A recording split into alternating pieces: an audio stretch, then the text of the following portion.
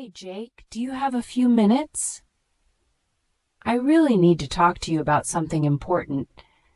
I've been thinking about it for a while, and I feel like now is a good time to bring it up. I want to make sure we're both comfortable living here, so I hope you're open to having a quick conversation. It won't take long, I promise. I just want to share a few things that have been on my mind lately. Sure. What's up? Is everything okay? You look a little serious right now, which is kind of making me nervous. I mean, did something happen? I've been here most of the afternoon, just relaxing and working on some engineering stuff, so I'm not sure what's going on. But yeah, go ahead, I'm listening. Do you have a few minutes? Is actually a really polite way to start a conversation like this, by the way. I noticed that. Honestly? Not really. I feel like our room has been kind of chaotic lately, and it's starting to stress me out quite a bit. Notice how I said I feel like. That's a useful phrase in English because it expresses your own emotions without making the other person feel attacked. I've been really overwhelmed with my biology coursework, and when I come back to the room after a long day at the library, I really need it to feel calm and organized. Can I share a few specific things that have been bothering me? I want to be honest, but also fair. Oh, okay. Yeah, go ahead. I'm a little caught off guard, honestly. I didn't think things were that bad. But I appreciate you actually saying something instead of just being upset about it silently. That kind of thing can build up into some serious awkward tension between people, and that's the last thing I want. So yeah, tell me what's been bothering you. I'll try not to get defensive, I promise. I want to hear your side of things. Okay, so first, and I really don't want this to come out wrong because I know you didn't mean any harm, but when I came back today, my desk had your stuff all over it. Your laptop, your charger, some papers. The thing is, I have all my biology notes organized in a very specific way. I use color-coded folders, and I keep everything in a certain order so I can study efficiently. When things get moved around, it really throws me off, especially right before an exam. Does that make sense? I'm not trying to be dramatic about it. Oh, my bad. Yeah, that was totally on me. I just needed somewhere to put my laptop for a bit because my side of the room was full of textbooks, and I didn't really think about it. My bad is a really common informal way to say, I'm sorry. That was my mistake. You'll hear it a lot in casual American English. But honestly, I genuinely didn't think it was a big deal at the time. I can see now that it was, though. Your system sounds pretty detailed, and I can respect that. I totally get that it didn't seem like a big deal to you, and I believe you weren't trying to be inconsiderate, but for me, my desk is basically my entire workspace and study zone. Everything has its place for a reason.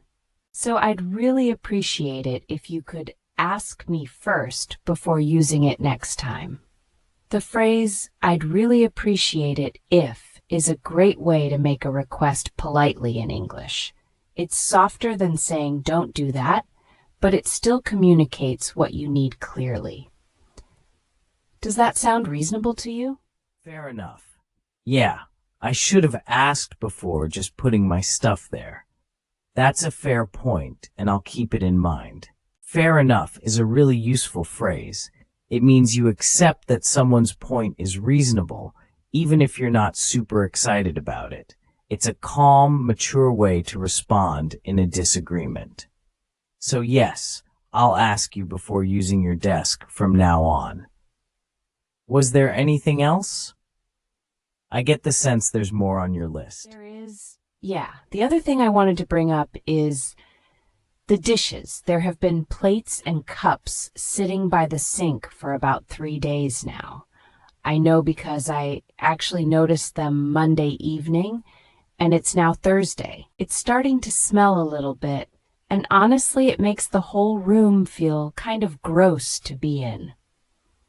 I'm not trying to call you out harshly.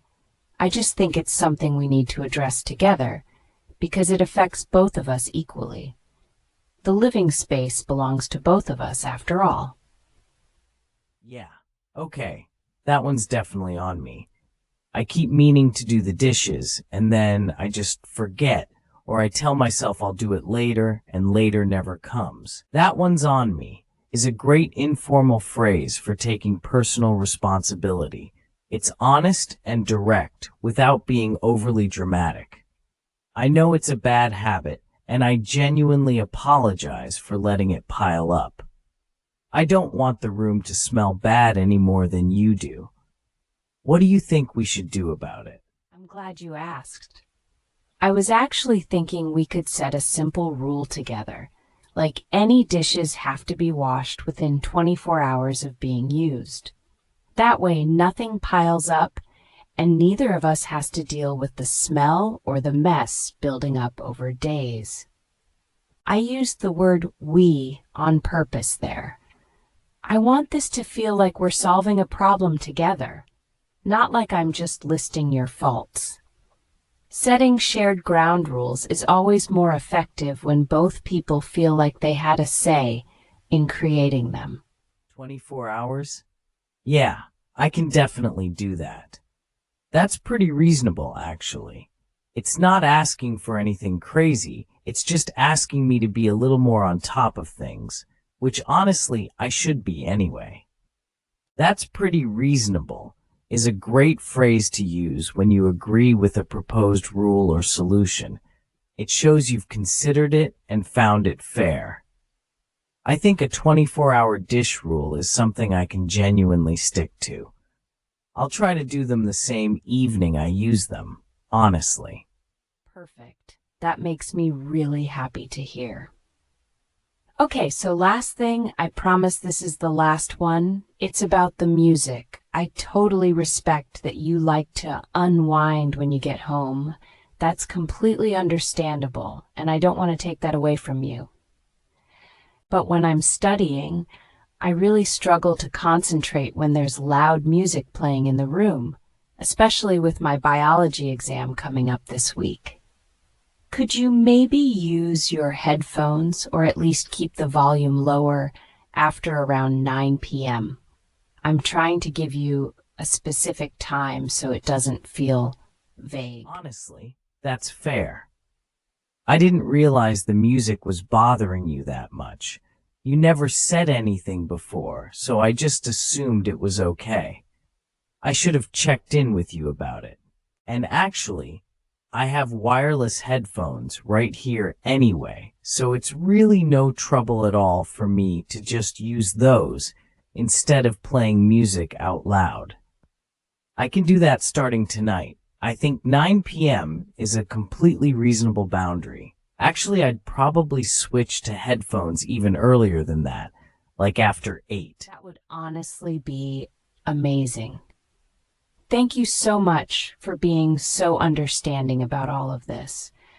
I know this whole conversation probably felt a little heavy or uncomfortable, and I really appreciate you listening without getting defensive. I think if we set some basic ground rules, and that phrase ground rules means the basic boundaries or expectations we agree on from the start, living together will be way less stressful for both of us.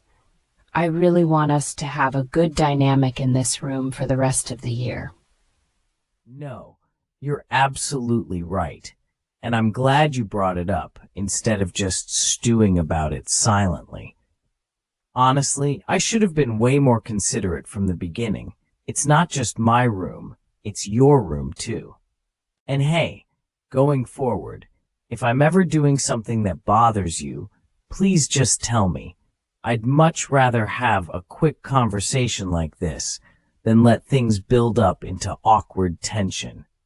Awkward tension is that uncomfortable, unspoken feeling you get when there's unresolved conflict between two people. It's way worse than just talking things out. Same goes for me. If something I'm doing is bothering you, please say something too. It really should go both ways.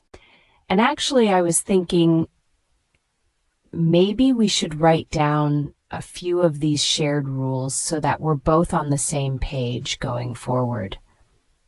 I love that idiom, on the same page, because it means we both have the same understanding and there's no confusion. It's just a simple, friendly phrase.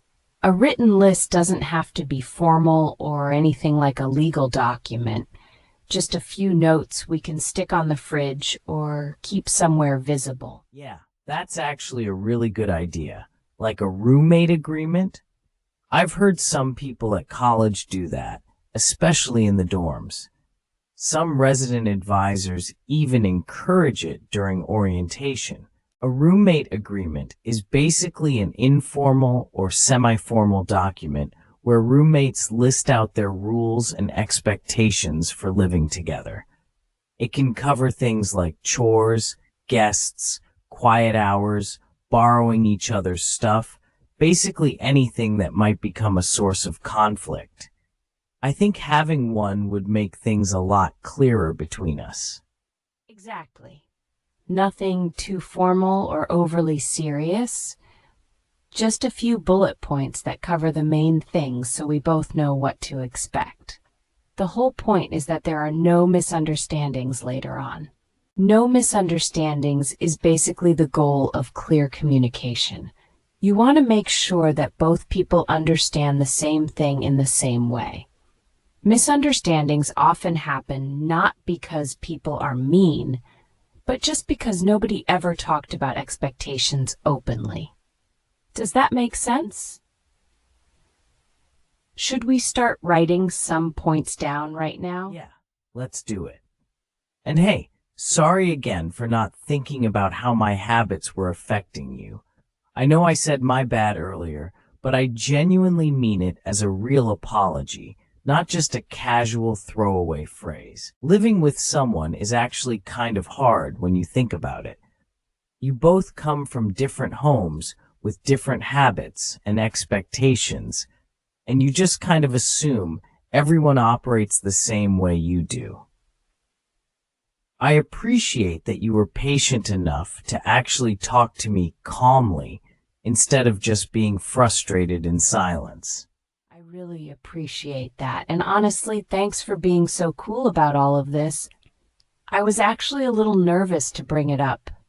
I was worried you might get defensive or think I was being too uptight or demanding. But I think this shows that having a direct, honest conversation is almost always better than avoiding conflict. In English, we often say you should address something rather than let it go when it's genuinely affecting your well-being. And I'm really glad I finally addressed it. I feel so much better already. Me too, honestly. I feel like we cleared the air in a big way tonight. Clear the air is a great English idiom.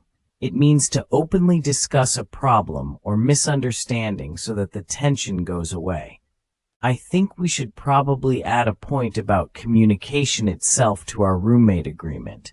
Like, if either of us has an issue, we agree to bring it up within a day or two, rather than letting it fester.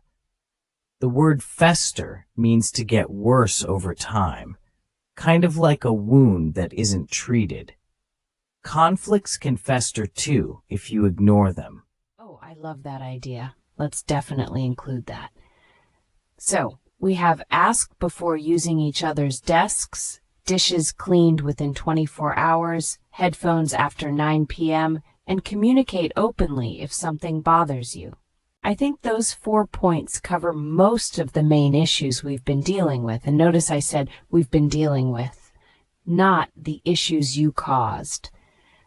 Using inclusive language helps keep the conversation collaborative and prevents the other person from feeling singled out or blamed. It's a small thing, but it really matters. That's a solid list. Should we also add something about guests? Like if one of us wants to have a friend over late at night or stay over, that seems like something that could potentially cause issues too. I had a friend from my engineering class come by pretty late one time last month, and I don't know if that bothered you or not. I probably should have given you a heads up before he showed up. Give someone a heads up means to warn them in advance about something. It's really commonly used in everyday English. Actually, yes, that did catch me a little off guard that night. I was already in my pajamas. But I wasn't upset, just surprised. Let's add a rule that says we give each other at least a few hours' notice if we're having guests over, and that we check in with each other if they'll be staying past midnight. That feels respectful of both people's schedules and comfort. Being considerate of your roommate's needs is honestly one of the most important parts of sharing a living space with someone. Yeah, sorry about that. I'll definitely give you a heads up next time. Okay, what about shared supplies? Like I noticed the dish soap and paper towels are getting low, and I'm not sure who bought them last. Maybe we should take turns buying shared supplies. Or we could split the cost each time. I want to make sure it doesn't become one of those things where one person is always paying and the other person never notices or contributes.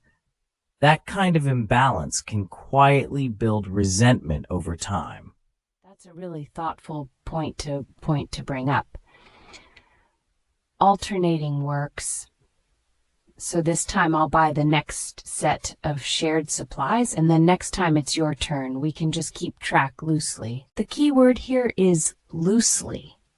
We don't need to be so strict that it becomes stressful, but we should both be aware of it. Good roommates tend to have a general sense of fairness, even without counting every single penny. It's more about the attitude of looking out for each other than keeping a perfect ledger. Totally.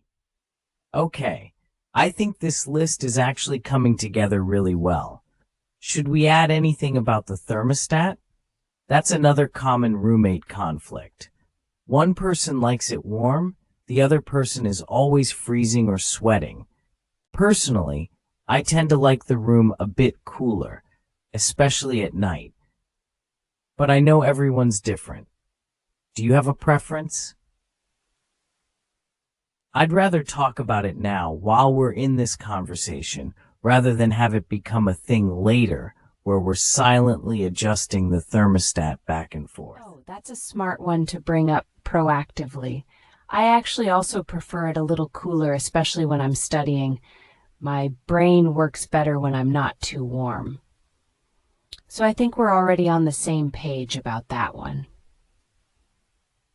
But we could add a rule like keep it between 68 and 72 degrees, just so there's a clear range. That way, if one of us feels uncomfortable, there's already an agreed upon zone, and we don't have to renegotiate every single time. Setting specific numbers makes rules much easier to follow. Perfect. I like that. Okay, what else? What about sleeping schedules? I know I tend to stay up pretty late sometimes. I'm kind of a night owl when I'm working on engineering projects. A night owl is someone who naturally stays up late and does their best work in the evening or at night. The opposite is an early bird, which is someone who gets up early and is most productive in the morning. Are you more of an early bird or a night owl? Because if our schedules clash a lot, we should probably have a plan for that. I'm definitely more of an early bird. I usually try to be asleep by 11 on weekdays so I can get up and study before class. So if you're up past midnight, I'd really appreciate it if you could use a lamp instead of the overhead light and keep noise to a minimum. Again, notice how I said I'd really appreciate it if. That structure is so useful because it makes the request feel polite and considerate rather than bossy. Small changes in how you phrase things can make a huge difference in how the other person receives what you're saying. Got it. Lamp instead of overhead light after 11 on weeknights. I can totally do that. I usually have my desk light anyway when I'm studying late. I also want to say, I think it's really impressive how you're handling this whole conversation. You're being really specific and solution-focused rather than just complaining generally. Like instead of saying, "You're always so loud," you said, "Could you keep noise down after 11?" The second version gives me something concrete to actually do, which makes it way easier to follow through. Thank you. I've actually been trying to be more mindful about that. In communication, being specific and solution-focused is always more effective than making vague complaints. Vague complaints like, "You're always messy," or "You never care about my stuff," tend to put the other person on the defensive immediately. But when you say something specific like, "The dishes need to be washed within 24 hours, there's no room for misinterpretation. The person knows exactly what you need and when, so it becomes much easier for them to actually meet that expectation. That makes a lot of sense. I think I'll try to use that approach more in other areas of my life too, like when I'm working on group projects in my engineering classes. Being clear and specific about what you need is just a good life skill in general. Actually, speaking of group projects, do you mind if I ask for your advice sometime about how to handle disagreements on a team? You seem really good at navigating conflict without making things uncomfortable. I feel like I could learn a lot from how you approach these kinds of conversations. Of course, I'd be happy to. Honestly, I wasn't always good at this. I used to just avoid conflict entirely and hope problems would go away on their own. But they never do, right? They just get bigger. One thing that really helped me was learning to use I statements. Instead of saying, "You did this wrong," you say, "I felt this way when this happened." It completely changes the dynamic of the conversation because the other person doesn't feel accused. They feel like you're sharing your experience with them, which opens them up to actually listening. That's such a practical tip. I think I tend to say things like, "You always do that," or "You never think about others," which I can see now would just make someone feel attacked immediately.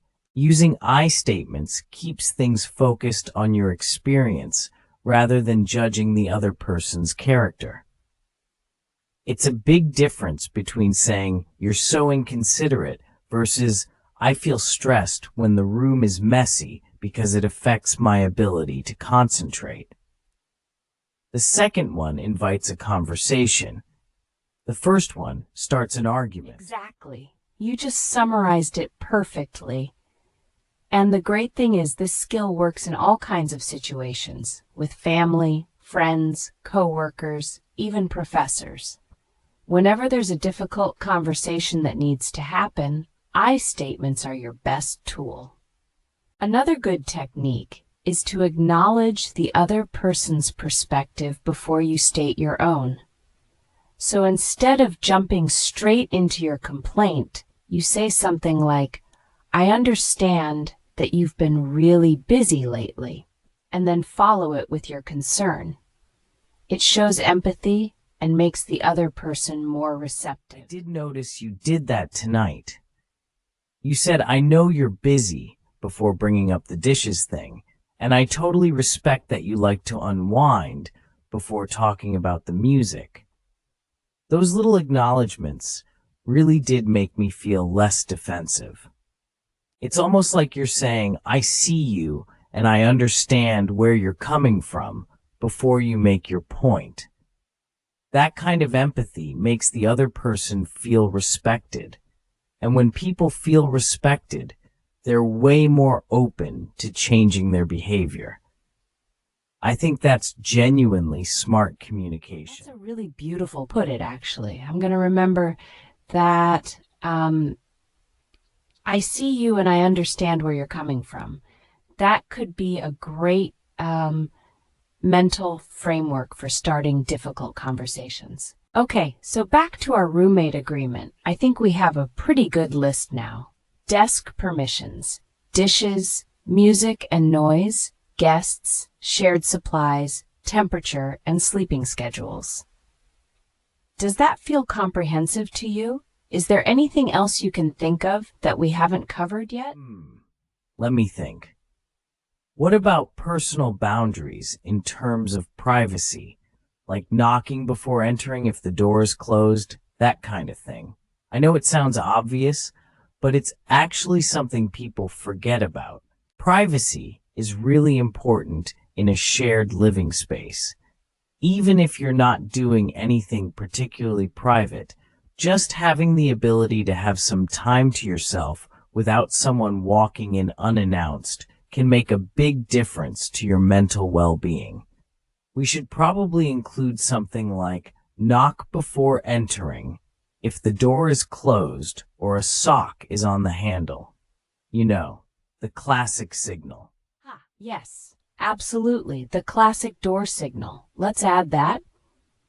And I think we should also include something about studying versus relaxing time. Like if I have the textbooks out and my study lamp on, that's probably a signal that I need quiet time. We don't need to be super rigid about it, but having a rough understanding of each other's signals is really helpful in a shared space. It's like a nonverbal communication system. Nonverbal communication refers to the messages we send through body language, gestures, and context, rather than through actual words. That's a really good point. Like if I see you with headphones in and your notes spread out, that's probably not the time to start a conversation about what we're having for dinner. Context clues matter a lot in everyday life. You know, this conversation has honestly been really eye-opening for me. I came into college not really thinking about how sharing a space with someone is actually a skill. I thought it would just happen naturally. But now I realize it takes communication, consideration, and being genuinely willing to adapt. Those are things you have to actively choose to do. Completely agree. And I think the fact that you were willing to listen and engage with everything I said tonight without getting defensive or shutting down says a lot about your character. A lot of people would have gotten upset. In fact, I want to acknowledge something. You did really well in this conversation, too. You took responsibility when something was your fault. You offered your own solutions, like with the headphones, and you stayed open and curious throughout. Those are all signs of emotional maturity, and they made this conversation so much easier than it could have been. Wow, thanks. That actually means a lot. I don't usually get compliments on my communication skills. Mostly I just get told I'm unorganized. But seriously, I think this roommate agreement is going to make a real difference. Can I ask, do you think we should review it together every month or so? Like check and see if the rules are still working for both of us, or if anything needs to be adjusted. Living situations change over time, right? Exam seasons, new schedules, internships, things shift. I love that idea. A monthly check-in would be really healthy. Even if everything is going perfectly, it's good to have a dedicated moment to ask, are you happy with how things are going? Is there anything we should adjust? That kind of regular communication prevents small issues from becoming big ones. In relationship psychology, whether it's friendships, roommates, or romantic partners, The healthiest relationships are ones where both people feel comfortable bringing up concerns early rather than bottling them up. Bottle something up means to hold your feelings inside instead of expressing them. That brings me to another key communication tip. Always try to assume good intentions in the other person. Most of the time when people do something that bothers you, it's not malicious. It's just thoughtless, like you said earlier with the desk. Assuming the worst makes conflicts much harder to resolve.